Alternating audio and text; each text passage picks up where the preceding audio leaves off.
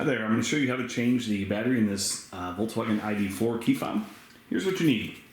The replacement battery. This is a 2032 and it takes one of these. You can get these off Amazon, they're really inexpensive. There's a link below in the description, I'll take it straight there. And then also a small flat blade screwdriver about that size. Okay, so first thing you want to do is remove this mechanical key. And you do that by pressing this button and that'll pop it out like so. And then just keep holding it and pull that out.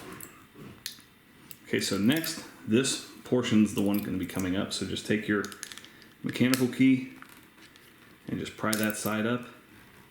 Just use your fingers to gently pull that apart. And you can go ahead and just put your key back in, you're done with it. Kind of cool to see how the mechanism works here. Okay, so now to get to your battery, take your little screwdriver and just push it right here. Get in there and then pop it out. Okay, take your old battery out, the new one slides in. You want to go in this side first. Then press it under those two tabs right there. And then on this back half, it just squeezes together with a little pressure. Check to make sure your red light's blinking and you're all set. Thanks so much for watching. Hope this was helpful. Make sure you hit that thumbs up button.